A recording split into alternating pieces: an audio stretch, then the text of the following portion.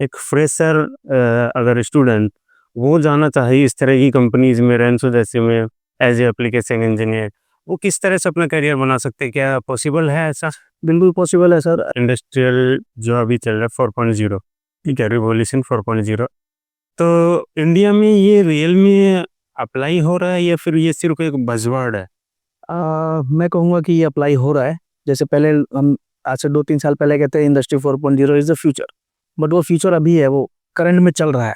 लेकिन एक एसएफओ एक ऐसी कंपनी है जो कस्टमर के हिस नीड के हिसाब से, आपकी जो रिक्वायरमेंट है उसके हिसाब से हम डेटा या प्लेटफ़ॉर्म जो है अपना डेवलप करके देते हैं। फुल्ली कस्टमाइज़ेशन है। आपका रॉ मटेरियल इन होता है वहाँ से लेकर और फाइनल पैकेजिंग तक का सॉल्यूशन हम एक ही प्लेटफ़ॉर्म पे देते हैं। और वो प्रोडक्शन लॉस था, क्योंकि अगर सेल बंद है तो नॉन प्रोडक्टिव था। उसमें कारण क्या था, ये सुबह एक सफाई वाला आता था, पहले सेल साफ करता था, एक चला जाता। फिर टूलिंग वाले आते, टूलिंग चेंज करते, चले जाते। फिर ऑयल वाला आता, ऑयल सारा कूलेंट लेवल वगैरह चेक करता, कूलेंट की अपना जो भी पीएच लेवल वगैरह रहता है वो चेक करता, अगर रिफिल की ज़रूरत है तो रिफिल करते। हेलो दोस्तों, स्वागत है आप सभी का आपके अपने चैनल नॉलेज टीवी पर। और आज की इस वीडियो में हमारे साथ हैं कृष्ण पाठक सर, जो कि एक्सपर्ट हैं प्रोबिंग सिस्टम के और इंडस्ट्रियल 4.0 के सॉल्यूशन ये प्रोवाइड करवाते हैं। ये रेंसो इंडिया में एज एप्लीकेशन इंजीनियर थे। आज जो हमारी डिस्कशन होने वाली है वो बहुत ही इंपॉर्टेंट होगी, इंडस्ट्रियल 4.0 एंड जो इंडस्ट्रीज में गैप है उनके लिए। और इनका क्या है कि आउट ऑफ इंडिया, चाइना में, ऐसी जगह पे इनका विजिट होता रहता है, तो ये अपने एक्सपीरियंसेस यहाँ पे शेयर करेंगे। वीडियो एंड तक जरूर देखिएगा। तो सर आप बताइए, कैसे आपकी इंजीनियरिंग जर्नी आपने कैसे स्टार्ट करी? देखिए, मेरी जो इंजीनियरिंग करियर था वो मशीन टूल से ही स्टार्ट हुआ। और प्रीमियर कंपनी हुआ करती थी जो गियर हॉर्न मशीन बनाती थी, पुणे बेस्ड कंपनी थी। यस। और उसमें मैंने as a service engineer start किया था। फिर कुछ ऑलमोस्ट 2 साल 2 महीने 3 महीने बिताने के बाद मैंने रेनिसो इंडिया में as a application engineer join किया, जो मशीन टूल प्रोबिंग में एमटीडी डिपार्टमेंट में जो मशीन टूल प्रोबिंग बेचती थी, तो मैं मशीन टूल प्रोबिंग के लिए ही उनकी इंस्टॉलेशन, एप्लीकेशन, सर्विस सपोर्ट के लिए रिस्पॉन्सिबल था। और वहाँ मैंने ऑलमोस्ट 9 साल मैंने रेनिसो में बिताया, नॉर्थ इंडिया में। ओके। और वहाँ जो एक्सपोजर था मेरा कस्टमर्स के साथ या इंडस्ट्रीज़ के साथ, वो बहुत ही बढ़िया था। और रेनिसो इटसेल्फ एक बहुत बड़ा ब्रांड है। ये प्रोबिंग सॉल्यूशंस में, प्रोबिंग इंडस्ट्री में, मेट्रोलॉजी इंडस्ट्री में, जो एग्जैक्ट वर्ड मैं बोलूँगा, तो ये लोग मशीन टूल प्रोबिंग बनाते हैं, मशीन कैलिब्रेशन के इक्विपमेंट्स बनाते हैं, सीएमएम के जो प्रोब हेड्स हैं वो बनाते हैं। और बहुत सारी चीज़ें हैं, एनकोडर्स में, पोजीशन एनकोडर्स में हैं जो सीएमएम्स पे मशीन्स में यूज़ होती हैं। तो मेरी बहुत ही एक इनके पास एडवांस्ड मैन्युफैक्चरिंग एक्सीलेंस है। और किसी भी प्रोसेस को ऑटोमाइज़ करने के लिए ये कैपेबिलिटी है, इनके रेनिसो के पास कैपेबिलिटीज़ हैं। और इन्होंने जो प्रोसेस, जो इंस्ट्रूमेंट्स या इक्विपमेंट्स ये लोग सेल करते हैं, वो आपके प्रोसेस के आउटपुट को एकदम बेहतरीन बनाते हैं, आपके रिजेक्शंस कम करते हैं, मैनुअल एरर्स को नलीफाई करते हैं। तो इससे आपका जो प्रोडक्ट है, जो भी आउटकम है, वो एकदम 100% फर्स्ट टाइम और लास्ट टाइम या ऑल टाइम एकदम एक्यूरेट बनता है। तो 9 साल का जो एक्सपीरियंस था मेरा रेनिसो के साथ में, जी। मैंने यूसी उसी पे अपन बैंक करते हुए मैंने रेनिसो से एज ए एम्प्लॉय अलग होने का डिसीजन लिया 2020 के दिसंबर में। उसके बाद फिर मैं रेनिसो से अलग हुआ एज ए एम्प्लॉय, बट रेनिसो एज ए प्रोडक्ट में अलग नहीं हुआ। रेनिसो के छोड़ने के बाद मैंने रेनिसो की डीलरशिप ले ली और उनका मैं यहाँ पे नॉर्थ में ऑथराइज चैनल पार्टनर बन गया।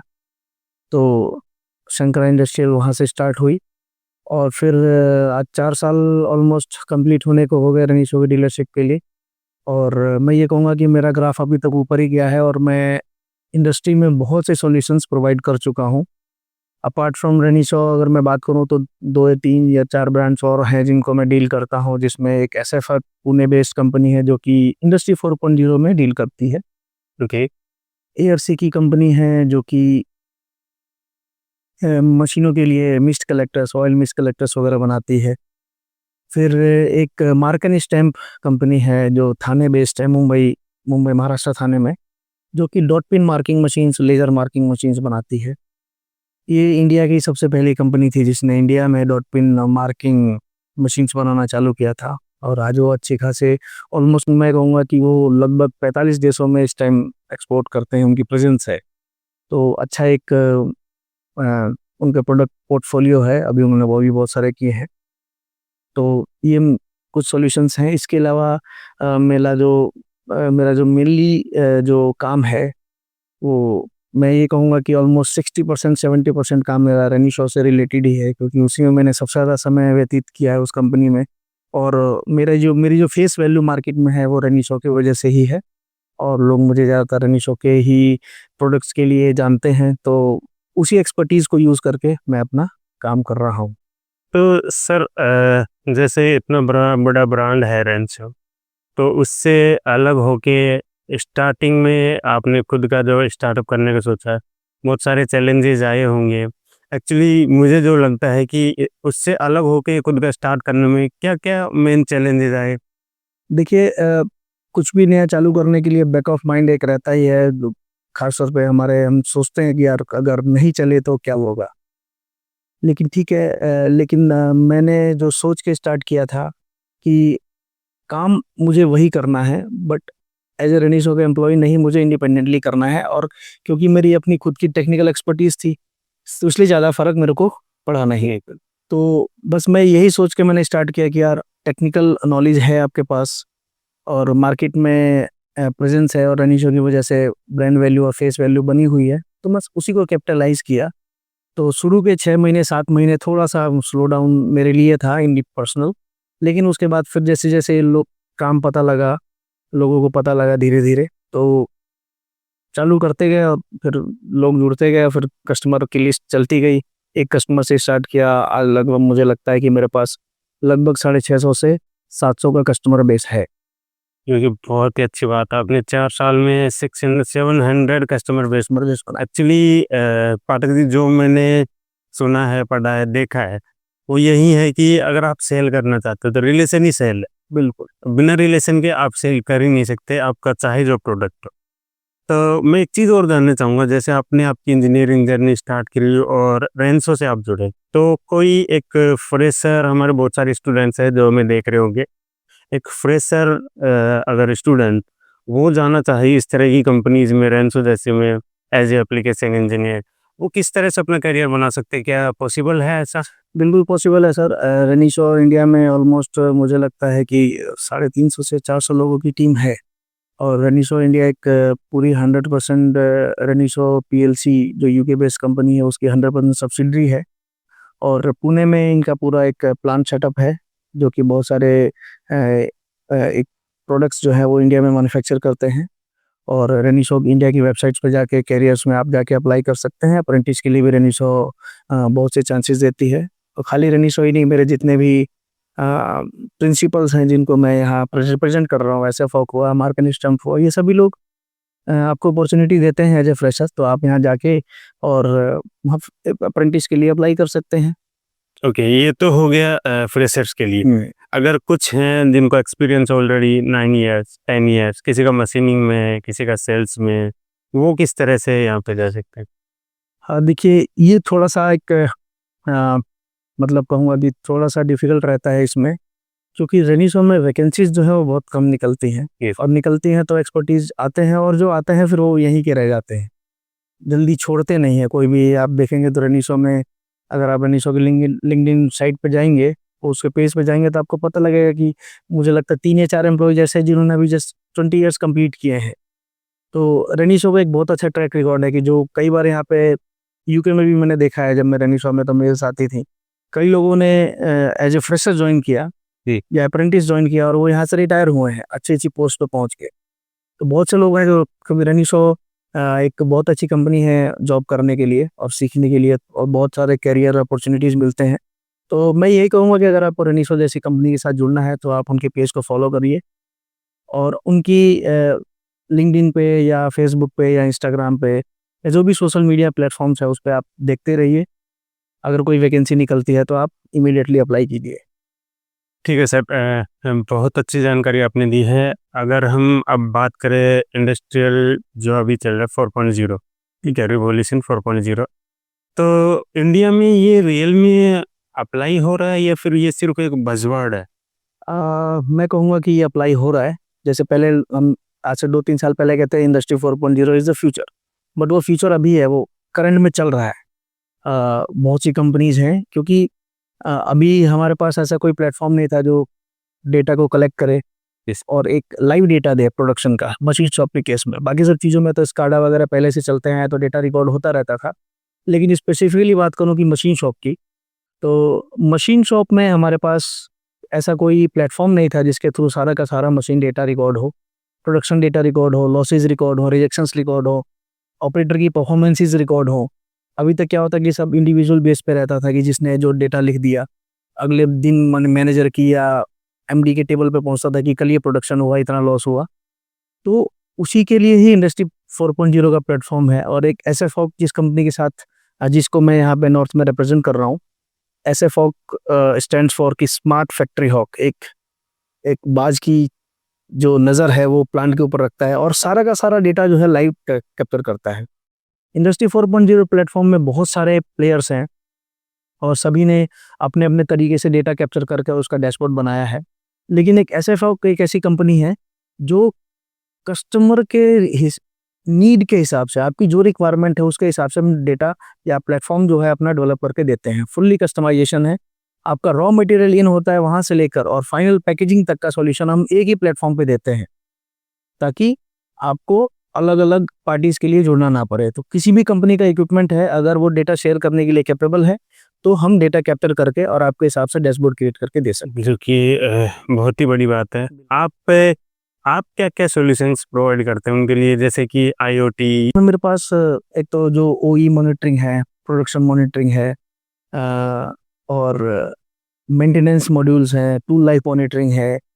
फिर इसके अलावा और भी अगर 2-3 चीज़ें कहूँ कि ट्रेसेबिलिटी जो आजकल सबसे ज़्यादा रिकॉर्ड होता है। ऑटोमोबाइल में खास तौर पे आजकल ये वर्ड चल रहा है ट्रेसेबिलिटी का, कि जो भी पार्ट आपने बनाया है वो बैकवर्ड ट्रेसेबल होना चाहिए, कि किसने कब बनाया था, कब बनाया था, कुछ मशीन पे क्या प्रॉब्लम थी, कुछ अलार्म आया था, क्या मिस हुआ था जिसकी वजह से आज अगर उस पार्ट में इशू आया तो वो पार्ट को वो लोग बैक ट्रेस कर सकें। तो ट्रेसेबिलिटी के लिए उसके डेटा सारा रिकॉर्ड होना चाहिए।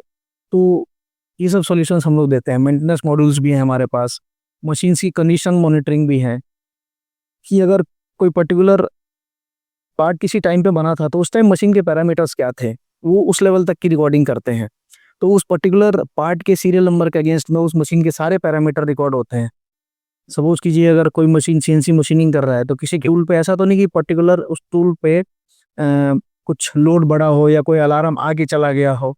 मशीन्स पे खास तौर पे ये रहता है कि कई बार मशीन अलार्म आगे चला जाता है और कोई रिकॉर्डिंग नहीं होती। बिल्कुल, यस, करेक्ट। तो ये चीज़ ऐसी है जो मशीन का सारा डेटा रिकॉर्ड करती है। यहाँ तक कि अगर आपने मशीन का जो ऑयल लेवल है, कूलेंट लेवल है, कूलेंट प्रेशर है, हाइड्रोलिक लेवल है, एयर प्रेशर है, इन सबको कंटिन्यूअस मॉनिटरिंग करती है और सारा का सारा डेटा रिकॉर्ड करके।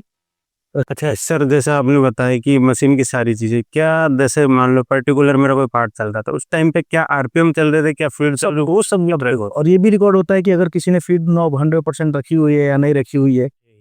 यहाँ तक कि इंटरलॉक्स भी लगाए जा सकते हैं, कि अगर किसी ऑपरेटर ने गलती से मान लीजिए 100% रखना था लेकिन वो 95 रह गया या 90 रह गया, तो हमारे पास वो इंटरलॉक का फीचर है कि हम मशीन को इंटरलॉक दे सकते हैं कि भाई आपकी जो फीड है वो 100% पे नहीं है।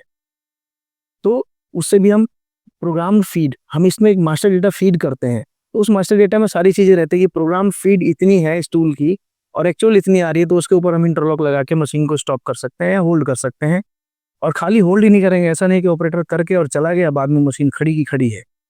तो उसमें हम टाइमर डाल सकते हैं कि 3 मिनट बाद या 1 मिनट बाद सीधे सुपरवाइजर को मैसेज चला जाए, चाहे मेल चला जाए। तो ये हमारे हार्डवेयर में, हमारे जो सॉल्यूशन है प्लेटफॉर्म, उसमें ये कैपेबिलिटीज़ है, उनको सीधे मेल चला जाएगा कि भाई आपके इस मशीन में ये प्रॉब्लम आ रही है।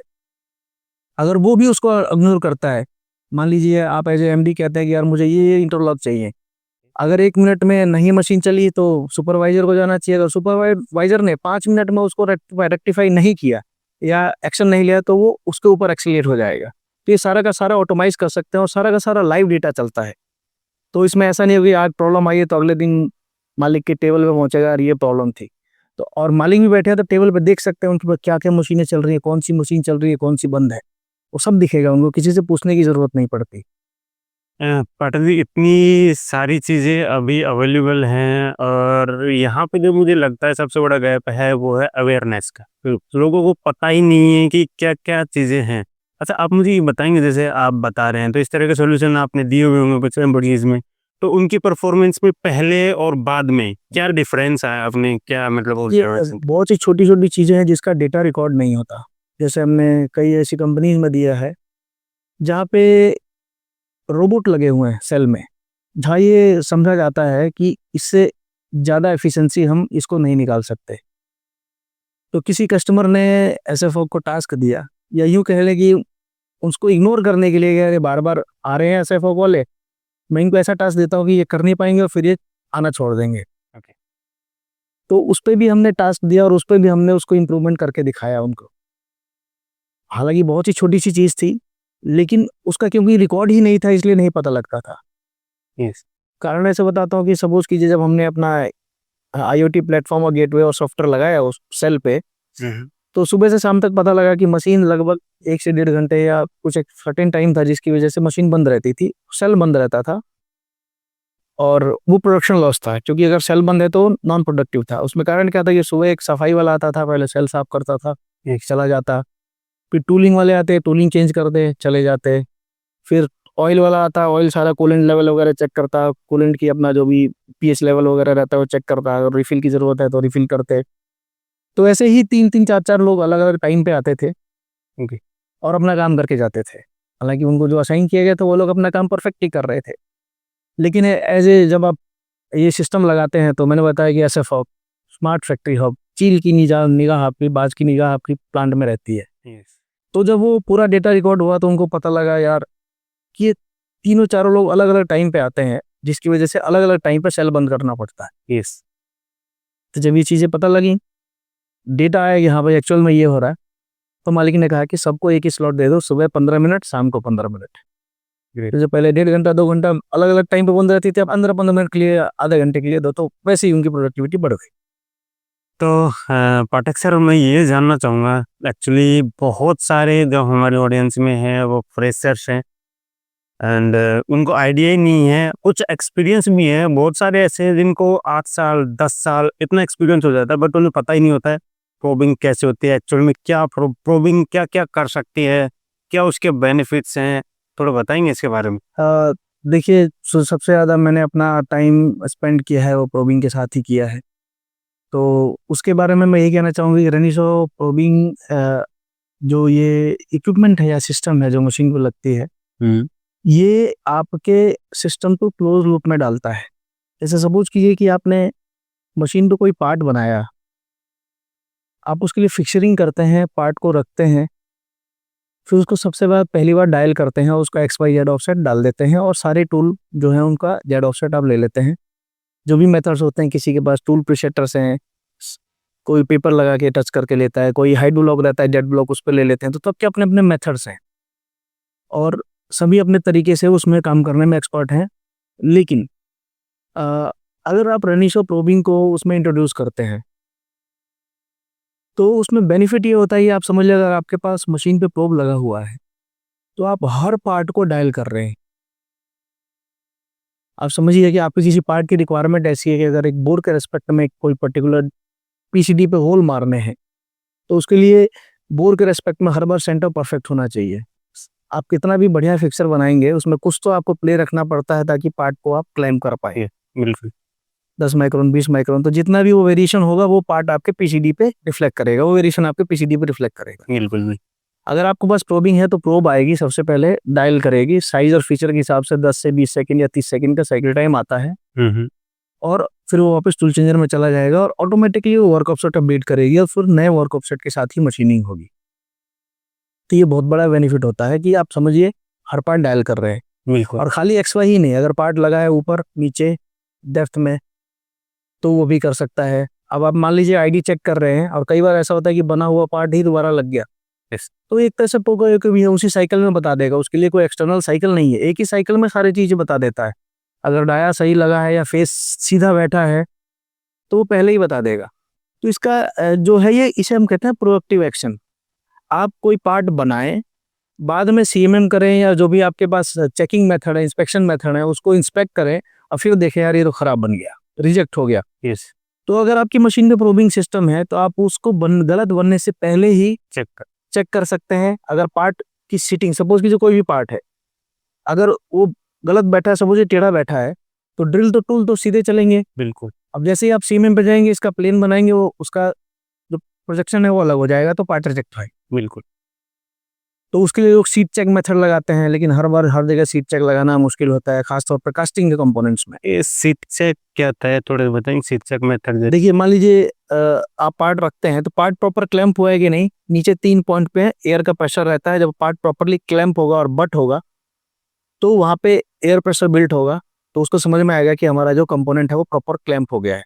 लेकिन वो सिर्फ उसी मशीन कंपोनेंट, अगर नीचे वाला फेस मशीन है तब ही वो कास्टिंग वास्टिंग के केस में, एच कास्ट के केस में, या जो एचपीडीसी होती है, एल्यूमिनियम कास्टिंग के केस में हम ये सब चीज़ें सीट चेक लगाना मुश्किल होता है।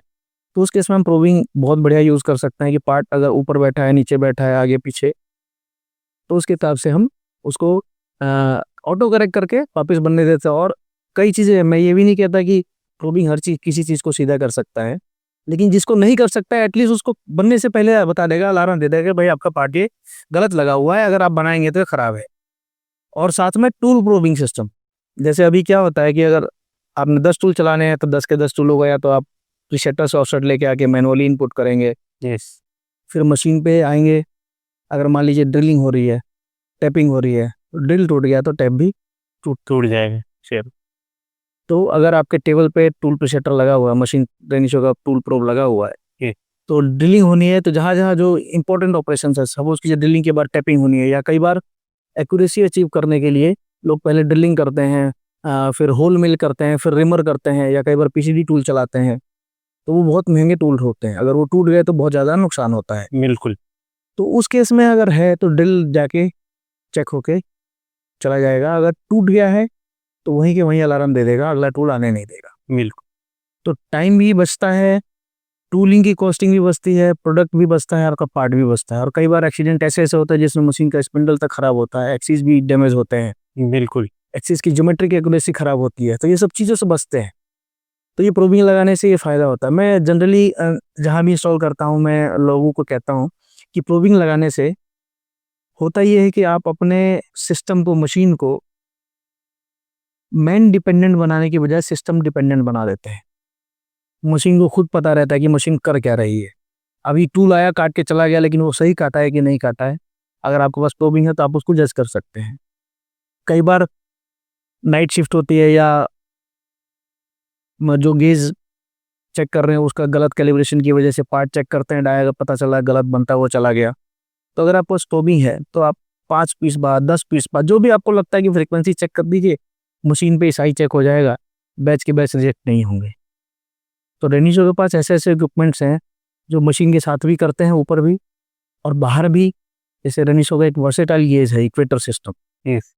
तो बाहर भी निकाल के आप पार्ट वाइज निकालिए, गेज इक्वेटर पर रखिए, वो सारा सीएमएम की तरह चेक करके हाँ, रिपोर्ट दे दे। एक्चुअली मैंने देखे हैं उनके वीडियोस।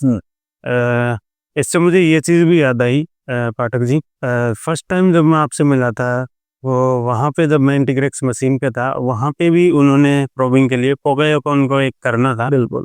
और एक्चुअली उससे पहले हो चुका था कांड। क्या हुआ था, वो डबल स्पिंडल मशीन थी, बिल्कुल। और उधर से पार्ट ट्रांसफ़र होता था। तो पार्ट अगर इस स्पिंडल में ऑलरेडी पहले से है और हमने देखा नहीं, एक्चुअली बड़ी मशीन थी इंटीग्रेक्स की, अगर देखा नहीं, साइकिल स्टार्ट कर दिया, तो वो दोबारा से उसमें ट्रांसफ़र वाली साइकिल कभी कभी चल जाती थी। वो जब आया तो सीधे हिट, ऐसे हो चुका था ऑलरेडी। तब उन्होंने प्लान किया, तो मैंने जस्ट सजेस्ट किया था कि ऐसे पॉसिबिलिटीज़ है, बट मैं उस टाइम एबल नहीं था ऐसा, क्योंकि मैक्रो वगैरह। तभी हम आपसे मिला तो पाठक जी आए थे, इन्होंने वहाँ पे किया। तो पोका योका करके, मतलब जैसा अभी इन्होंने टैपिंग का एग्जांपल दिया, कोई भी आपका पार्ट है, बहुत सारे पार्ट ऐसे हैं जिनकी लाखों में कीमत होती है, कई लाख का पार्ट्स होते हैं, और उसमें अगर टैप टूट जाता है तो टैप की वजह से पूरा का पूरा पार्ट खराब हो जाता है। ये बहुत ही बेस्ट चीज़ है। अच्छा, सर आप मुझे ये बताएंगे, जैसे अभी आप बता रहे थे एक पोर्टेबल भी रहता है, तो पोर्टेबल की कुछ लिमिटेशंस हैं या शायद सेम इसकी तरह ही? देखिए, वो सीएमएम नहीं है, जो रेनिसो का इक्वेटर इक्विपमेंट है वो सीएमएम नहीं है, वो वर्सेटाइल गेजिंग सिस्टम है। जैसे आप लोग किसी पर्टिकुलर पार्ट के लिए कोई गेज बनाते हैं, गेज मैन्युफैक्चरिंग करवाते हैं या रिसीविंग गेज होते हैं, पार्ट आए चारों तरफ से पिन लगाए, देखे कि सब कुछ ठीक है कि नहीं है, लेकिन वो उसका कुछ रिकॉर्ड नहीं मिलता है। बस ऑपरेटर की जो जो भी यूजर है उसके ऊपर डिपेंडेंट है कि हाँ यार ये सही है, पास हो गया, थोड़ा बहुत टाइट भी जा रहा है तो कह रहा चलता है। तो ये चलता वाला जो ट्रेंड है या कहें कि इसको हटाना है, तभी हम आगे बढ़ेंगे। बिल्कुल तो इक्वेटर जो है वो इस सीएमएम जो जैसे मशीन के आपके हर एक प्लांट में एक सीएमएम होती है, बिल्कुल सीएमएम का ही एक तरह से सॉफ्टवेयर वर्जन कह सकते हैं। सीएमएम नहीं है, अगर आपके पास इक्वेटर के लिए पहले सीएमएम होना जरूरी है। तो जो सीएमएम पे जो पार्ट चेक करते हैं, पहले हम सीएमएम पे कैल फाइल बनाते हैं, फिर इसको लाके रीड करवा देते हैं, फिर एज ए कंपेरेटर ये काम करता रहता है। तो इसका जो सबसे जो यूएसपी है या सबसे बेस्ट पार्ट ये है कि ये किसी पर्टिकुलर पार्ट के लिए फिक्स नहीं है। सपोज कीजिए आपने गेज बनवाया, हार्ड प्लग गेज बनवाते हैं, हार्ड गेजिंग बनवाते हैं या बोर गेज वगैरह बनवाते हैं या एयर गेज रहते हैं, तो उनके अपने काम है। लेकिन सपोज कीजिए कि अगर कल को पार्ट में डायमेंशन में कुछ चेंजेस हुआ या पार्ट डिसकंटिन्यू हो गया, तो वो gauge almost good to nothing है। बिल्कुल इक्वेटर में क्या है, उसको रिप्रोग्राम कीजिए। जैसे सीएमएम को अगर नया पार्ट है तो रिप्रोग्राम कर दो जी, बिल्कुल सीएमएम स्क्रैप नहीं होता। सेम वही इसका इक्वेटर का प्ले है, और ये लगभग सॉफ्ट फ्लोर में ही कर सकता है। टेम्परेचर थर्मली स्टेबल है, और टेम्परेचर चेंजेस होते हैं तो दोबारा मास्टरिंग के लिए बोलता है, अपना मास्टरिंग एक बार करके दे दीजिए। उसमें भी अपने नॉर्थ इंडिया में खास तौर पर सुबह दोपहर शाम टेम्परेचर अपना सॉफ्ट फ्लोर का चेंज होता रहता है। और इक्वेटर में खाली वही नहीं है, डेटा सारा कैप्चर करेगा, आपके आईओटी प्लेटफॉर्म को भी शेयर कर सकता है, आप उसको रोबोट के साथ इंटीग्रेट कर सकते हैं। और उसकी कैपेबिलिटीज है कि वो जैसे टर्निंग मशीन्स पे है तो एन नंबर ऑफ मशीन्स को, मतलब 5 या 7 मशीन्स को ऑटो करेक्ट भी कर सकता है। उसमें ऑटो करेक्शन के भी फीचर्स हैं। वाह तो पार्ट आपने निकाला, वही चेक किया, और तो आप सोच सकते हैं कि जब आप सेटअप अप्रूवल करते हैं और उस कंपोनेंट के लिए पार्ट बना हुआ है, ऑलरेडी इक्वेटर पे प्रोग्राम बना हुआ है, तो आपने पार्ट बनाया, वही रखा, चेक हो गया, और उसके लिए कोई स्पेशल ऑपरेटर की जरूरत नहीं है। जो ऑपरेटर मशीन चला रहा है वही उठा के रखेगा, सब कुछ इनिशियली प्रोग्राम करके छोड़ दिया जाता है। और ऑटो करेक्ट सिस्टम तो बहुत अच्छा है एक्चुअली। बहुत बार मैं भी जब स्टार्टिंग में था तो ऐसा होता था पाठक जी की, मतलब हमारा जो भी करेक्शन आया हम डालते तो मैनुअली जब हम करते हैं तो वो मिस्टेक हो ही जाती है। बिल्कुल। और ऑटो करेक्शन में वहाँ पे भी पार्ट की सेविंग हो रही है। पाठक सर आपको भी पता है अपनी इंडिया में इंडस्ट्रीज में बहुत गैप है। तो जो बड़े जेंट जैसे टाटा एंड मारुति, इनमें तो सिस्टमेटिक है चीज़ें बहुत सारी, सोलर और जो भी है वेल अरेंज्ड है चीज़ें।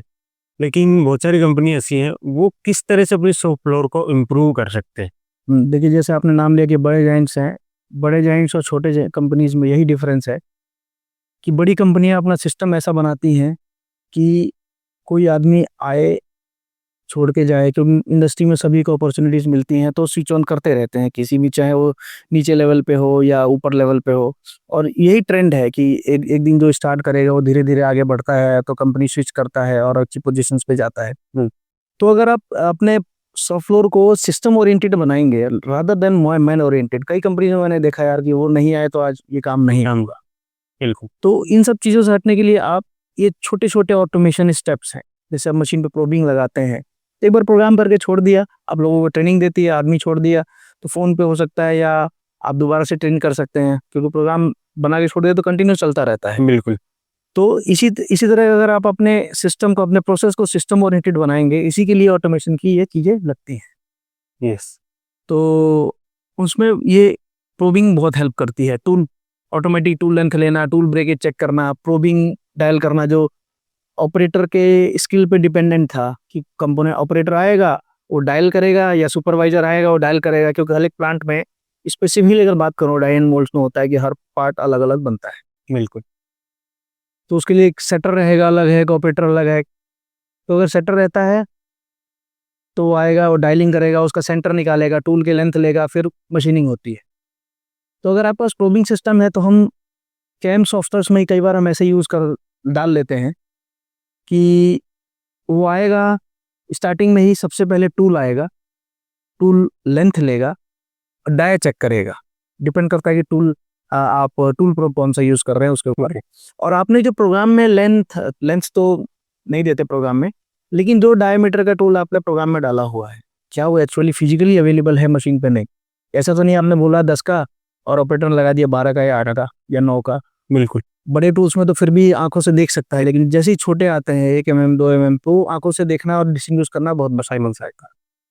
तो टूल प्रो लगाइए। कैन में हम सबसे पहली लाइन ऐसी डालते हैं कि टूल चेंज होके आएगा, वो जाएगा पहले लेंथ और डायल लेगा, और अगर वो प्रोग्राम के इक्वल नहीं हुआ या उस पर रन आउट हुआ तो वहीं रोक देगा, बनने नहीं देगा। तो ये आपका सिस्टम ऑटोमाइज हो गया, खुद पता कर रहा है कि कौन सा टूल है, आपने कैम में क्या प्रोग्राम दिया है और अभी क्या प्रोग्राम टूल है कि नहीं। बिल्कुल पाठक जी, ये ऐसी गलती एक्चुअली एक्सपर्ट से भी हो जाती है। आपको एक्सपीरियंस मेरे साथ भी हो चुका है। एक्सपीरियंस मतलब मेरे माइंड में रहेगा कि मैंने 10 का टूल लगाया, टूल सीक्वेंस मैंने गलती से चेंज कर दिए, और उसके बाद बहुत बार तो बहुत बड़ा नुकसान हो। और टूल प्रूफ का ये बहुत बेनिफिट है कि अगर आपने जो जेड लिया, सपोज कीजिए आप पेपर लगा के जेड लेते हैं, कई बार 0.1 ज़्यादा दब गया, 10 माइक्रोन 20 माइक्रोन ऊपर नीचे होता है, तो रफिंग में तो ज़्यादा फर्क नहीं पड़ता, लेकिन जब फिनिशिंग आप कर रहे हैं तो बहुत ज़्यादा फर्क पड़ता है। मेरी टूल को जितना बराबर मटेरियल मिलना चाहिए उतना नहीं मिलेगा, तो जितना स्टॉक आपने काटने के लिए बोला है उतना स्टॉक वो नहीं काटता या छोड़ देता है। तो अगर आप रेनिसो का टूल प्रोविंग टेबल पे लगाते हैं तो टूल प्रो आएगा, पहले वो टूल आएगा, टूल प्रो पे जाएगा, लेंथ लेगा और फिर मशीनिंग के लिए जाएगा। तो हर बार जो लेंथ है आपका वो 4 से 5 माइक्रोन, मैं ज़्यादा ही बोल रहा हूँ, मशीन टू मशीन वेरी होगा, कहीं में 1-2 माइक्रोन ही रहता है, क्योंकि प्रोबिंग की जो एक्यूरेसीज रहती है, एक्यूरेसीज नहीं वर्ड यूज़ करूँगा, रिपीटेबिलिटी रहती है, वो 1 माइक्रोन तक की रहती है। तो टूल टू टूल जो वेरिएशन आता है वो 2 से 3 माइक्रोन रह जाता है, जो मशीन की अपनी रिपीटेबिलिटी है वो भी उसमें ऐड होती है। तो इससे बहुत बड़ा बेनिफिट होता है कि हर बार जितना टूल को मटेरियल मिलना चाहिए उतना ही मिलेगा। और मान लीजिए एक टूल काम करके गया, कई बार टूल 6-6 घंटे चलते हैं, बिल्कुल। पता नहीं चलता वियर हुआ है कि नहीं। यस। तो काम करके उठेगा और बाद में जाके चेक हो जाएगा, तो उसमें हमने लिमिट डाल सकते हैं कि टूल कितना वियर हुआ है। आपको चाहिए यार इतना वियर हुआ तो अलार्म आ जाए, इससे कम में है तो कोई प्रॉब्लम नहीं है, तो हम ऐसा भी लॉजिक लिख के एक बार छोड़ सकते हैं। ये कैम में डाल देंगे, कैम का प्रोग्राम आप जनरेट करेंगे, उसके साथ ही वो सारा सारा साइकिल जनरेट हो जाएगा। अच्छा सर, मैं यहाँ पे ये चीज़ पूछना चाहूँगा, जैसे आप बता रहे हैं कि टूल वियर हुआ और हमने एक लिमिट डाल दी, मान लो 0.1 में वियर हो गया, 0.1 का अलार्म आ जाए, क्या ऐसा पॉसिबल है? वो मान लो 50 माइक्रोन वियर हो रहा है और जो वियर हुआ वो ऑटो करेक्ट होके और मेरे ऑफसेट में डल जाए? बिल्कुल, एक ही साइकिल में सारी की पॉसिबिलिटी होती है। देखिए, एक ही साइकिल में जाके चेक होता है, लेंथ लेता है और उसी में ही मास्टर डेटा से कंपेयर करता रहेगा। अगर आप कहेंगे कि यार ये 50 माइक्रोन से 0.1 से अगर ऊपर ज़्यादा वियर हो गया है, तो आके वो अपडेट करके दोबारा मशीनिंग करनी है तो रिकट भी करवा सकते हैं। ये सब फैसिलिटीज़ होती है, तो ये सब प्रोग्रामेबल है। क्योंकि मैक्रो की सबसे बड़ी चीज़ ही यही है कि आप लिखिए इफ एंड बट लॉजिक लिखिए, if this is greater than this go to this, if this is lesser than go to this. तो ये सब चीज़ हम कर सकते हैं और आराम से हम उस पे लिख सकते हैं, कोई प्रॉब्लम नहीं है। तो पाठक सर, ये तो हो गई टूलिंग एंड पार्ट्स की। और भी क्या मतलब चीज़ें रहती हैं? जैसे बहुत सारी चीज़ें अभी इसके अलावा। देखिए, मशीन्स में जो सबसे मेन इम्पोर्टेंट चीज़ है कि आपकी मशीन, जैसे आपके मान लीजिए कि प्लांट में 10 मशीनें हैं, तो कई बार सुपरवाइज़र को या मैनेजर को पता रहता है कि यार ये मेरी इन 10 मशीनों में सबसे बढ़िया मशीन ये है। ये कई बार एक्सपीरियंस से पता लगता है कि यार इस पे पार्ट बढ़िया बनते हैं, इस पे नहीं बनते। बिल्कुल ऐसे। लेकिन कोई इसका ध्यान नहीं देता यार कि इस पे बन रहे हैं, इस पे नहीं बन रहे हैं। दोनों सेम सीएनसी मशीनें हैं, दोनों सीएनसी कंट्रोल्ड है, ऑटोमेटेड हैं। तो ये दोनों में गैप क्या है? या फिर ऐसा कह रहे हैं यार एक्यूरेट पार्ट बनाना है तो इस मशीन पे बनाओ, और थोड़ा-सा रफिंग करनी है तो इस मशीन पे बनाओ। बिल्कुल, मेरे साथ भी ऐसा हुआ पाठक जी। मतलब मैं पहले छोटी कंपनीज़ में काम करता था, तो 2 मशीनों जिस पे सही पार्ट बनता है, तो अगर उसको सेटिंग लग गई, नहीं आ रहा है, तो क्या करते हैं, खोलो, उस पे लगा दो। बिल्कुल, ये सॉल्यूशन आई थिंक यहाँ है। अब इसके लिए क्या होता है, रेनिसो का इक्विपमेंट आता है, बॉल बार और लेज़र कैलिब्रेशन। ओके। ये जैसे हम अपनी बॉडी का एक्स-रे करवाते हैं, अल्ट्रासाउंड करवाते हैं, ब्लड टेस्ट करवाते हैं, तो हमें पता लगता है कि हमारे शरीर में ये कमियाँ हैं, बिल्कुल। तो हम उसका इलाज करते हैं। ऐसी सीएनसी मशीनों के लिए हेल्थ डायग्नोस्टिक टूल है, सीएनसी मशीनों का हेल्थ डायग्नोस्टिक टूल है बॉल बार। जो ये मशीन में 13 से 14 टाइप के एरर्स होते हैं, squareness error, pitch error, scaling error, एक ही दोनों चीज़ हो गई। बैकलेस कितना है, लेटरल प्ले कितना है, ये सब एरर जो है ना वो हमारा बॉल बार टेस्ट करने से हमें पता लग जाता है, जो कि हार्डली एक 15 से 20 मिनट का एक मशीन पे टेस्ट होता है। इक्विपमेंट इतनी कॉस्टिंग नहीं है, आप साल में 3 से 4 बार अगर टेस्टिंग करता है, अगर आपके पास 50 प्लस मशीन्स है तो आप इक्विपमेंट ऑन कर सकते हैं और अपने पास रखिए। उससे आपको ये पता लगेगा कि किस मशीन का कौन सा एरर किस पेस पे बढ़ रहा है। तो आप प्लान कर सकते हैं कि यार ये मशीन का मेरा बॉल स्क्रू खराब हो रहा है, या मेरा एलएम गाइडवेज खराब हो रहा है तो वो इतने टाइम पे मैं और खराब हो जाएगा, तो आप अपनी रिक्वायरमेंट के हिसाब से वो प्री प्लान कर सकते हैं rather than fire fighting. Pathak ji, क्या आप ये सब चीजें आप ये प्रोवाइड करोगे क्या? मैं रेनिशो का इक्विपमेंट सेल्स तो करता ही हूँ, यस। लेकिन अब छोटे छोटे कस्टमर्स हैं जो जिनके पास लेस देन 50 मशीन या 20-30 मशीन से 5-10 मशीन हैं, तो उनके लिए थोड़ा सा वायबल नहीं रहता है कि इतने प्रोडक्ट्स ऐसे खरीद के रखें। तो उनके लिए मैंने ये इक्विपमेंट खरीद के रखा हुआ है अपने पास, और मैं इसकी सर्विसेज देता हूँ। बॉल बार की हो गई, लेज़र की हो गई, जैसे पिच एरर, आप बॉल्स को चेंज करवाते हैं, कोई भी ध्यान नहीं देता कि यार मशीन पे पिच एरर कंपनसेशन होना चाहिए। तो उससे क्या होता है कि आपने कमांड दिया मशीन को 100 जाने के लिए, लेकिन मशीन कई बार ज़्यादा मूव करती है या कम मूव करती है। तो उसी को ही लेज़र से टेस्ट किया जाता है, और जो गैप आता है, डिफरेंस आता है, उसी को पिच में डाला जाता है। तो मशीन को आप जितना कमांड देंगे, मशीन उतना ट्रेवल करती है। तो मैं इक्विपमेंट भी सेल करता हूँ, साथ में अगर किसी को सर्विसेज चाहिए तो मैं वो सर्विसेज देता हूँ। और ये भी है, देखिए, ये जो लेज़र और बॉल बार एक ऐसी चीज़ है कि अगर आप नहीं करवाएंगे तो आपको पता नहीं लगेगा कि आपकी मशीन के साथ क्या हो रहा है। अगर एग्जाम्पल के तौर पे बोलूँ तो हमारी जो 4 व्हीलर गाड़ियाँ होती हैं उसमें 2 पहिए लगे रहते हैं, दोनों अपना काम सीधा सीधा कर रहे हैं, लेकिन दोनों अगर सिंक्रोनाइज नहीं होंगे एक दूसरे से, या कहें कि अलाइनमेंट नहीं करवाया आपने, तो गाड़ी तो चलेगी, या तो लेफ्ट भागेगी या राइट भागेगी, स्टीयरिंग पकड़ के आप चलाते तो रहेंगे बिल्कुल, लेकिन कुछ टाइम पे बाद क्या होगा, गाड़ी के बेरिंग घिसेंगे। सबसे पहले टायर घिसते हैं, टायर एक तरफ से गंजी हो जाएगी, बिल्कुल। घिस जाता है, टायर की लाइफ कम हो जाती है। ऐसी सेम सीएनसी मशीन के केस में होता है, बॉल स्क्रू वीट ईयर होता चला जाएगा, एक ही जगह घिसता रहेगा, इनएक्युरेसीज बढ़ती जाएंगी। आप नया सेट लगाएंगे, आपने कमांड दिया 100 का, सीडी बनी थोड़ा सा ज़्यादा या थोड़ा कम, आप क्या कर देंगे, करेक्शन करके छोड़ देंगे कि हाँ ऐसा ही चल रहा है। लेकिन ये क्यों करना है? अगर आप प्रोडक्शन में है तो ठीक है, लेकिन डाई एंड मोल्ड के केस में आप जज करते रह जाएंगे कि यार डाई गलत क्यों बन रही है। तो इसीलिए ये लेज़र कैलिब्रेशन बहुत ज़रूरी है। आपने मशीन को जितना कमांड दिया, मशीन उतना चलती है, चल रही है कि नहीं चल रही है, तो उसको लेज़र से करेक्ट करते हैं।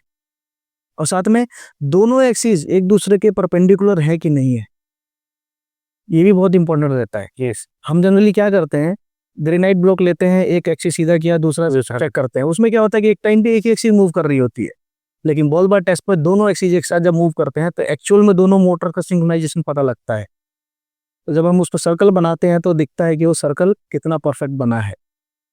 अच्छा पाठक सर, ये जो आप दे रहे हैं लेजर टेस्टिंग, इसकी सर्विसेज किसी स्पेसिफिक रीजन में या ऑल ओवर इंडिया? ये मैं ऑल ओवर इंडिया, क्या ऑल ओवर वर्ल्ड भी दे सकता हूँ, लेकिन रीच के हिसाब से अभी फ़िलहाल में ज़्यादातर मेरा जो रीच है वो नॉर्दर्न पार्ट, नॉर्थ में भी है, और नॉर्थ में ज़्यादा है, मतलब प्रेजेंस में भी मेरी, तो मैं दे रहा हूँ, लेकिन ये पैन इंडिया लेवल पे दे सकता हूँ। ग्रेट। सेल्स के लिए रेनिशो के सभी डिविजन्स अलग-अलग हैं, लेकिन सर्विस के लिए जो अपना बॉल बार और लेज़र की सर्विसेज के लिए मैं पैन इंडिया अवेलेबल हूँ।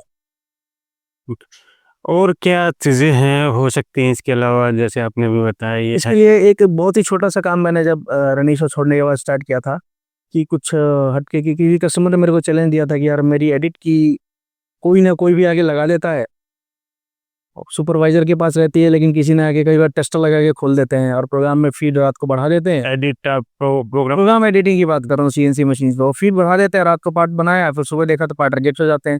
क्योंकि भाई जब किसी पार्ट पे कोई प्रिस्क्राइब फीड डाल दिया तो वो पूरा आर&डी करके डाला जाता है, फीड आरपीएम। लेकिन रात को प्रोडक्शन बढ़ाने के चक्कर में लोग चालू कर देते थे, फीड बढ़ा देते थे, बिल्कुल। और फिर प्रोडक्शन अपना जल्दी कंप्लीट कर लेते थे। हालांकि उनका प्रोडक्शन सही था, लेकिन क्वालिटी में कई बार ध्यान नहीं देते थे। बिल्कुल। तो और उसकी ट्रेसेबिलिटी नहीं थी, किसने कब किया, ऑपरेटर तो बोल लगा मैंने तो किया नहीं था। यस। तो ये सब चीज़ों की मॉनिटरिंग नहीं हो पाती थी। इसी के लिए वो एसएफओक भी काम करता है, सारा डेटा रिकॉर्ड करता है कि क्या फीड चलती है, लेकिन एडिटिंग को नहीं रोक पाता एसएफओक।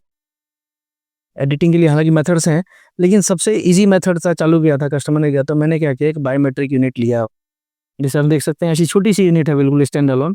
यस।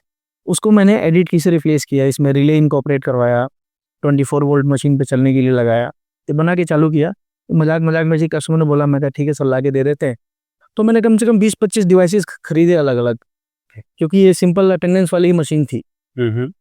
लेकिन सीएनसी मशीन पे मशीन शॉप में कौन सा सबसे बेहतरीन काम करेगा, उसके लिए मैंने फिर ये डिवाइस चूज़ किया, इसको लगाया। वो कस्टमर ने मेरे को चैलेंज दिया, तो मैंने वो ढूंढ के उनको दिया, और उस कस्टमर पे आज मैं कहूँगा कि मैं 600 से ज़्यादा यूनिट्स भी सेल कर चुका हूँ।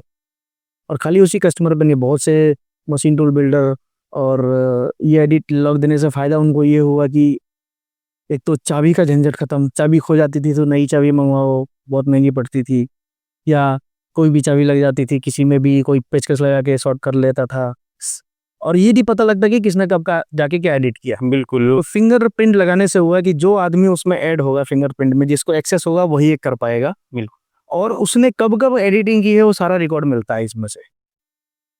तो ये एक बहुत बढ़िया, ये मैंने भी इंडिया लेवल पे बहुत मशीनें, मुझे लगता है कि मैंने पिछले 4 सालों में मुझे 2000 से ज़्यादा यूनिट सेल किए हैं। और अभी भी, पहले मेरी मंथली सेल थोड़ी कम थी लेकिन अब बहुत ज़्यादा हो गई है। तो मेरा 20-20, 30-40, 40, 50-50 सेट सेल होते हैं, और सारा का सारा बढ़िया चल रहा है, अच्छी परफॉर्मेंस है इनकी।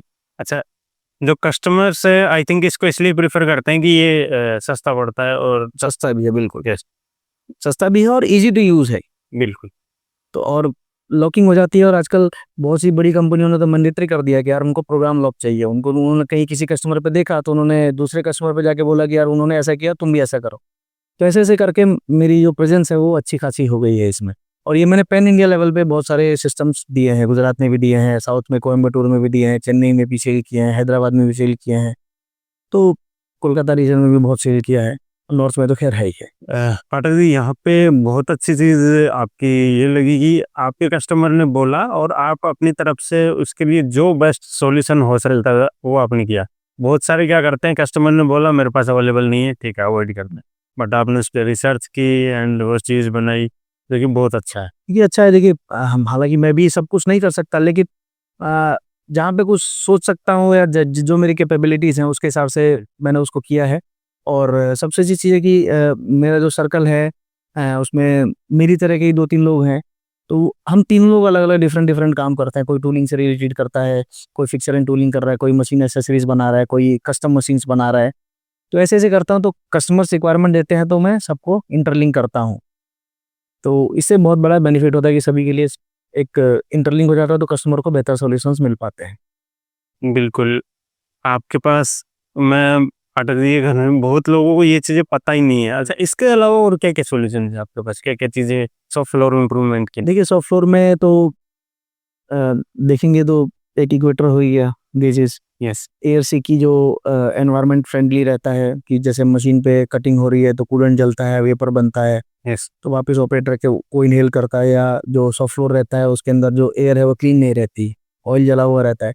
तो उसके लिए एयरसीकी का फ़िल्टर मिस्ट कलेक्टर्स आता है, यस। उसको हम लगाते हैं तो वो ऑयल को सेपरेट करता है और क्लीन एयर एनवायरनमेंट में भेजता है, तो इससे सॉफ्ट फ्लोर का एनवायरनमेंट सही होता है। कुछ मशीनों में ये इनबिल्ट रहता है, इनबिल्ट रहता है। हाँ, ग्राइंडिंग वगैरह जैसे टूल ग्राइंडिंग मशीन है, ग्राइंडिंग मशीन से उसमें इनबिल्ट आता है। और आजकल जो है एनवायरनमेंट और हेल्थ कॉन्शियस है, जो लोग इस पे ध्यान दे रहे हैं, वो कर रहे हैं। मैंने स्टोरी देखा तो मैं से सभी ओईएम्स पे लग के आता है। अभी बहुत सारे बड़ी कंपनीज़ तो खास तौर पे कर रही हैं, लेकिन मैंने अभी ट्रेंड देखा कि छोटी कंपनीज़ भी इन सब चीज़ों को लेके अच्छा कर रही हैं, और वो भी इन सब चीज़ों को अपने सिस्टम में ऐड कर रही हैं। तो आप ये मिस्ट कलेक्टर्स आप भी प्रोवाइड करवाते जी, एयरसी की ब्रांड है, दिल्ली बेस्ड ब्रांड है, दिल्ली की मैन्युफैक्चरिंग है, तो इनका हम लोग यहाँ पे सॉल्यूशन प्रोवाइड करते हैं। इसके अलावा मशीन टूल एक्सेसरीज़ में बहुत से खुद नहीं बनाते, लेकिन जो मेरे जैसे मेरा जो सर्कल है उनसे लेके कस्टमर को सॉल्यूशंस जो चाहिए होता है वो हम एक सिंगल सोर्स में देते हैं। मशीन के टावर लैंप हुए, और फिर मशीन्स में ऑटो डोर लगाना है, मशीन पे कुछ आपको कूलेंट टैंक देना है, हाइड्रोलिक पावर पैक देने हैं, तो ये सब मैं सिंगल सोर्स दे सकता हूँ कस्टमर्स को। अच्छा सर, मैंने देखा था आप लेज़र मार्किंग मशीन ऐसा कुछ भी आपका मैंने देखा था, ऐसा कुछ भी आप जैसे मैंने बताया, मार्क एंड स्टैम्प जो कंपनी है वो डॉट पिन मार्किंग बनाती है, वो लेज़र भी बनाती है। लेकिन क्योंकि अभी थोड़ा लेज़र में मार्केट ऐसी हो गई है कि चाइनीज़ मैन्युफैक्चरर्स का डोमिनेंस ज़्यादा है, यस, तो मैंने अपनी ब्रांडिंग से भी चालू किया है, शंकरा ब्रांडिंग से भी लेज़र मार्किंग देना चालू किया है। और मार्क एंड स्टैम्प की जो इंडियन ब्रांड है और जो इंडियन सॉफ्टवेयर और इंडियन कंट्रोल कार्ड के साथ अवेलेबल है, वो भी है मेरे पास सॉल्यूशंस। और जिसको अगर थोड़ा-सा बजट फ्रेंडली सॉल्यूशन चाहिए तो वो भी है मेरे पास। ओके। तो अगर हम बात करें तो industry 4.0 and soft floor improvement in सब के लिए ऑल ओवर सॉल्यूशन बन रही है। हमारे पास मिल सकता है सभी के लिए। बिल्कुल। तो कस्टमर के लिए हम लोग वन शॉट सॉल्यूशन हो जाते हैं, सिंगल सोर्स पे ही आपको सारी चीज़ें मिल जाती हैं। चाहे ऑटोमेशन से रिलेटेड हो या एक्सेसरीज से रिलेटेड हो, और प्रोबिंग है, तो जो भी सीएनसी मशीन की चीज़ें हैं आसपास, मार्किंग मशीन्स हैं, ये सब चीज़ों के आपको सॉल्यूशंस हमारे पास मिल जाएंगे। ओके पाठक सर, आप जो भी मशीन जो ओनर्स हैं, कंपनी के ओनर्स हैं, हमारे स्टूडेंट्स हैं, उनको आपकी तरफ से क्या सजेशन आप देना चाहेंगी? देखिए, मैं यही कहूँगा कि आप अपने सीएनसी मशीन शॉप में आप स्टेप बाय स्टेप ऑटोमेशन को प्रेफ़रेंस दीजिए।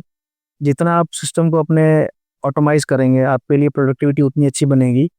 आप पार्ट को बनने से पहले ही रोकें, रनिसो प्रोबिंग लगाएँ सिस्टम पे, और जब आप मशीन पर रनिसो प्रोबिंग लगाएँगे, आपको डेफ़िनेटली आपको उसका बेनिफिट दिखेगा। और मैं तो जनरली कस्टमर्स को यही कहता हूँ कि सर आप एक प्रोबिंग ले लीजिए, उसके बाद रिपीट ऑर्डर अपने आप देंगे।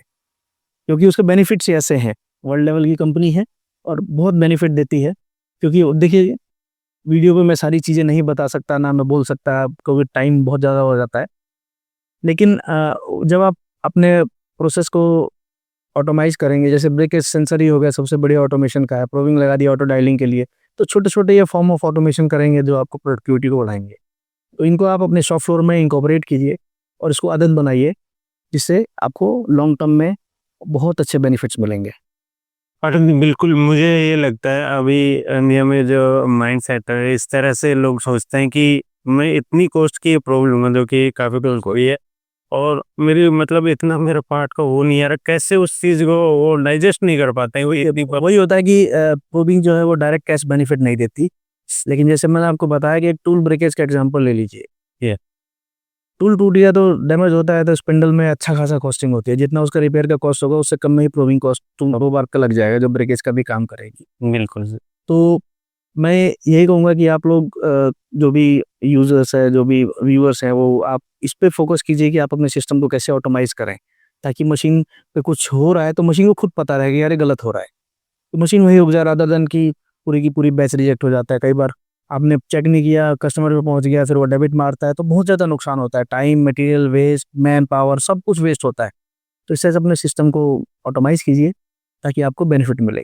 पाठक सर, मैंने देखा है कि ज़्यादातर जो प्रोबिंग है मिलिंग में इनमें यूज करते हैं, टर्निंग में मतलब जो छोटी कंपनी उनमें तो बिल्कुल ही नहीं करते हैं, और बड़ी कंपनी में भी बहुत सारे नहीं देखा है इसमें।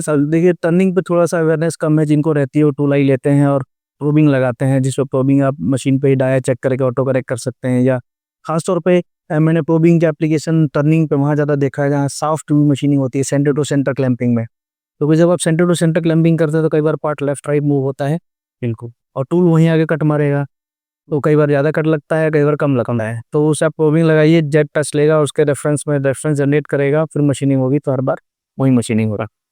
ये तो पाठक सर, आपसे एक और सवाल मेरा है कि अभी इंडस्ट्रियल 4.0 धीरे-धीरे अप्लाई हो रहा है पूरे इंडिया में भी, और बहुत सारी ऐसी टेक्नोलॉजी हैं जो मुझे भी नहीं पता है, और आप बहुत जगहों पे एक्सप्लोर करते रहते हैं, तो ऐसी क्या है जो आपको लगा है, ऐसी कौन-सी टेक्नोलॉजीज़ हैं जो आपको लगा कि ये बहुत अच्छी है और लोगों को इसके प्रति अवेयर होना चाहिए? ऐसा? देखिए, जैसे मैं आउट ऑफ इंडिया भी एग्जीबिशंस वगैरह में जाता रहता हूँ, तो वहाँ पे बहुत सारी चीज़ें देखने को मिलती हैं। या खास तौर पे नई-नई चीज़ें इनोवेट करते रहते हैं टाइम के साथ, जो कि थोड़ा-सा अपने अपने देश में मैं बोलूँगा कि लोगों के पास नॉलेज अवेयरनेस थोड़ा-सा एक इश्यू तो है ही है, लेकिन साथ में उसको अडॉप्ट करने के लिए भी लोग संकोच करते हैं काफ़ी।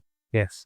जैसे प्रोबिंग ही हो गई, या और भी बाहर मैं गया था, तो मैंने एक देखा था कि वाटर गाइडेड लेज़र, वो देखा था मैंने अपना ईडीएम टाइप में, जो लेज़र से ईडीएम हो रही थी, रादर देन ईडीएम में वायर रहती है, फायर रहता है, यस। तो वायर कट जैसे होता है, वैसे ही उसमें laser water guided laser system था, या वाटर से भी कर रहे थे। तो ये सब बहुत सारी 2-3 चीज़ें हैं जो देख के बहुत अच्छा लगा। और अलग-अलग टाइप की मार्किंग मशीन्स ही बनाते हैं, उन पे पोर्टेबल मार्किंग हो गई, बहुत सारी चीज़ें हैं, ऐसी-ऐसी टेक्नोलॉजी लेके आ रहे हैं। एक मैंने कास्टिंग का देखा था, जिसमें मिनरल कास्टिंग है, मतलब बाहर तो अ, मेटल है, लेकिन अंदर पूरा का पूरा मिनरल ग्रेनाइट भरा हुआ है, जिसका स्ट्रक्चर इतना सॉलिड होगा और थर्मली स्टेबल होगा। तो ऐसी-ऐसी चीज़ें देखने को मिलती हैं वहाँ पर, और नई-नई चीज़ें हैं, जो इंस्पेक्शन के भी बहुत सारे मेथड्स आते हैं, और टूलिंग्स भी एडवांस बनाते हैं वो लोग। टूल क्लीनिंग हो गया, कई बार आप देखते हैं कि टेपर जो रहते हैं उनको बहुत गंदे पड़े रहते हैं, स्पिंडल को लोग क्लीन नहीं करते हैं। तो उसके लिए भी आते हैं कि मशीन में रखा आपने टूल टेपर एकदम फर्स्ट क्लास ग्राइंड होके, मतलब ग्राइंड तो नहीं होता, क्लीन होके बढ़िया हो जाता है। तो इससे लाइफ बढ़ती है। ये सब छोटी-छोटी चीज़ें लोगों को अडॉप्ट जब धीरे-धीरे करना चालू करेंगे, तो प्रोडक्टिविटी वैसी बढ़ेगी, मशीन टूल की लाइफ बढ़ेगी। जैसे आपने टूल क्लीनिंग का एग्जांपल दिया, ये मतलब थोड़े टाइम में नहीं दिखता है, सालों में जाके वो इसका रिजल्ट दिखता है कि क्या, और लोगों को आइडिया नहीं था, आगे जाके एक्यूरेसी आती है तो फिर ढूंढते रह जाते हैं, टूल में प्रॉब्लम है, मशीन में प्रॉब्लम है, कहाँ इस प्रोग्राम में बस खेलते रह। फैलते रहता है। इसलिए मैं ये कहूँगा कि अगर आपकी मान लीजिए टॉलरेंस 0.1 की है, तो आज की डेट से ही आप उसको 10 माइक्रोन में लेके आएँ और 10 माइक्रोन की आदत डालें, उससे नीचे काम करने की आदत डालें। जितना आप उसको बढ़िया करेंगे, तो आप उतना अपने आप को अपग्रेड कर पाएँगे और किसी प्रिसाइज़ रिक्वायरमेंट के लिए आप अपने आप को रेडी कर पाएँगे। बिल्कुल, आपने जैसे अभी यहाँ पे टॉलरेंस की बात करी, मैंने देखा है बहुत सारी इंडस्ट्रीज़ पाठक सर वो क्या करते हैं, उनके पास कैपेसिटी रहती है 20 माइक्रोन में काम करने की, तो 20 माइक्रोन से नीचे वो पार्ट ही नहीं लेते और उससे आगे वो बढ़ना भी नहीं चाहते। बिल्कुल। तो किस तरह से बढ़ सकते हैं? अगर वो कोई 20 माइक्रोन में काम कर रहा है, तो 10 माइक्रोन, 5 माइक्रोन तक कैसे जा सकते हैं? देखिए वही है, उसके लिए सबसे पहले आपकी मशीन टूल आपका ओके होना चाहिए, सीएनसी मशीन्स, तो आप उस पे वर्क कीजिए। एल्म गाइडवेज, बॉल स्क्रू उनको कैलिब्रेट करवाइए, देखिए कि कितने रिक्वायरमेंट में है। आप रेनिशो का बॉल बार यूज़ कीजिए, लेज़र यूज़ कीजिए, देखिए कि मशीन की रिपोर्ट कितने में आती है। अगर नहीं है तो उसके रिपोर्ट के बेसिस पे जो आपको लगता है कि करेक्शन करके आपकी मशीन एक्यूरेट कर सकते हैं, उतना उसको ठीक कीजिए। फिर टूलिंग पे जाइए, प्रोसेस पे जाइए, कि कितना बढ़िया आप अपने प्रोसेस को बना सकते हैं। यही छोटे-छोटे और स्टेप्स हैं, प्रोबिंग लगा के और टूल प्रोब लगा के, ब्रेकेज चेक करके, तो जिससे आपको अपने कंपोनेंट को अच्छा बना सकते हैं। मुझे पता है कि आप जो मैक्रो प्रोग्रामिंग है उसके एक्सपर्ट हैं, आपकी एक्सपर्टीज़ है। बहुत सारे लोगों को आइडिया ही नहीं है कि मैक्रो क्या-क्या कर सकता है, क्या मैक्रो है और उसको कैसे सीख सकते हैं? थोड़ा देखिए मैक्रो प्रोग्रामिंग जो है एक समंदर है बहुत बड़ा, और इसके लिए बहुत ही कम किताबें अवेलेबल हैं। यस, सबसे बड़ा गैप। गैप यही है कि इसके लिए किताबें अवेलेबल कम है, क्योंकि कंट्रोलर टू कंट्रोलर लिखने के तरीके में फ़र्क आता है। कई बार क्या होता है कि फानुक पे जो प्रोग्राम लिखा, हास पे, मज़ाक पे वही प्रोग्राम चल जाता है, सीमेंस पे भी थोड़ा बहुत चेंजेस करके चल जाते हैं। लेकिन मैक्रो ऐसा कि हो सकता है कि फानुक पे अलग चलेगा, सीमेंस पे तो बिल्कुल ही अलग तरीके से लिखा जाता है, हेडी 9 पे अलग लिखा जाता है, मज़ाक हास पे लगभग सेम रहता है, लेकिन सबके अपने-अपने मैक्रो एड्रेस रहते हैं। तो इस वेरिएबल पे अगर आप धीरे-धीरे काम चालू करें, तो आप ऑनलाइन जाके कैसे-कैसे सिंटैक्स लिखे जाते हैं। तो आजकल तो प्लेटफ़ॉर्म पे चैट जीपीटी, गूगल जेमिनी पे सब कुछ अवेलेबल है। आप लोग जाएँ और सीखें। मैक्रो वेरिएबल कुछ नहीं है, एड्रेस है। हर एक चीज़ का एक अपना एड्रेस होता है, जैसे आपके घर का पता है, मेरे घर का पता है, तो मुझे डेटा उठा रहा है। जैसे हम इंस्टाग्राम पे हैशटैग लगाते हैं, तो हैशटैग लगाते हैं तो उनका एड्रेस उठ के आता है। ऐसे ही मशीन पे भी हैश लगता है और वो एड्रेस रजिस्टर उठ के आता है, उसमें जो डेटा रहता है उसके ऊपर कैलकुलेशंस होती है। तो आप मैक्रो यूज़ करेंगे तो हो सकता है कि आपको 10 पेज का प्रोग्राम एक ही पेज में आपको हो जाए। बिल्कुल। तो प्रोबिंग जो है वो पूरी की पूरी मैक्रो डिपेंडेंट है। इसलिए हम लोग मैक्रो में थोड़ा-सा अच्छा खेल पाते हैं। किसी को चाहिए तो सैंपल प्रोग्रामिंग आप कॉन्टैक्ट कर सकते हैं, आपसे कीजिए, मेरे से कीजिए। हम आपको सैंपल प्रोग्रामिंग दे सकते हैं और धीरे-धीरे छोटा-मोटा सिखा सकते हैं। लेकिन कई चीज़ें आपको अपने आप ही सीखनी पड़ती हैं टाइम पे, कि यार ये करेंगे तो ऐसा हो जाएगा। खैर आज के ज़माने में जब हमने स्टार्ट किया था तब ऑनलाइन प्लेटफ़ॉर्म्स पे इतनी चीज़ें अवेलेबल नहीं थी। लेकिन आज तो सब कुछ ऑनलाइन अवेलेबल है। तो आप सीख सकते हैं, बस आपका इंटरेस्ट होना चाहिए और आपका वो नीयत रखनी पड़ेगी आपको कि हाँ, मुझे सीखना है। अगर आप कंटिन्यूअस इम्प्रूवमेंट करना चाहते हैं तो नई-नई चीज़ें सीखिए, नई-नई चीज़ों को अडॉप्ट कीजिए, तो वही आपको आगे लेके जाएँगी। बिल्कुल, पाठक सर, आज की जो हमारी कन्वर्सेशन है, बहुत ही अच्छी रही। मैं हमारे व्यूअर्स को बताना चाहूँगा, अगर आप चाहते हैं कि आपके शॉप फ्लोर को इम्प्रूव करना, आपका जो भी लॉसेज हो रहे हैं, हिडन लॉसेज जो आपको पता नहीं चल रहा है, इस तरह के उनको इम्प्रूव करने के लिए आप कॉन्टैक्ट कर सकते हैं, स्क्रीन पे दिए गए नंबर्स पे। शंकरा इंडस्ट्रियल कॉर्पोरेशन, आपको यहाँ पे सारे सॉल्यूशन, कहीं आपको भटकने की ज़रूरत नहीं है, जस्ट इन नंबर्स पे कॉन्टैक्ट कीजिए, सारे सॉल्यूशंस आपको यहीं पे मिल जाएँगे। एंड आपको माइक्रो प्रोग्रामिंग सीखनी है, सीएनसी प्रोग्रामिंग सीखनी है, या फिर आपको मास्टर कैम से रिलेटेड प्रोजेक्ट आपको करवानी है 5 एक्सिस तक, ठीक है? उनके सॉल्यूशंस आपको चाहिए, या फिर आपको सीखना है, और जैसे पाठक सर ने बताया कि मैक्रो से रिलेटेड जो बुक्स वगैरह हैं, मटेरियल्स है, वो बहुत कम है। अगर ये सब आपको चाहिए तो वो हम आपको प्रोवाइड करवा सकते हैं। इसके लिए आपको जस्ट हमारा ऐप डाउनलोड करना होगा, नॉलेज टीवी सीएनसी। ज़्यादा जानकारी के लिए जो स्क्रीन पे आपको नंबर दिख रहे हैं, उन पे आप हमसे कॉन्टैक्ट कर सकते हैं। ठीक है पाठक जी, आज आपसे मिलके बहुत अच्छा लगा। मुझे बहुत अच्छा लगा कि मैं अपना थोड़ा बहुत नॉलेज जो है मेरे पास मैं शेयर कर पाई है। इस वीडियो में आई थिंक पता है सब सारी चीज़ें नहीं हो पाई। अगर ज़रूरत पड़ेगी, बहुत ज़्यादा कमेंट्स आएँगे, अगर हमारे व्यूअर्स इस वीडियो को ज़्यादा से ज़्यादा सपोर्ट करते हैं, तो हम पार्ट 2 लेके आएँगे, जिसमें जैसे आपकी स्टोरीज़ रहेंगी, कमेंट कीजिए, जो भी आपको नीड है कमेंट कीजिए। हम फिर मिलेंगे पाठक सर से और फिर से हमारी डिस्कशन आएगी पार्ट 2।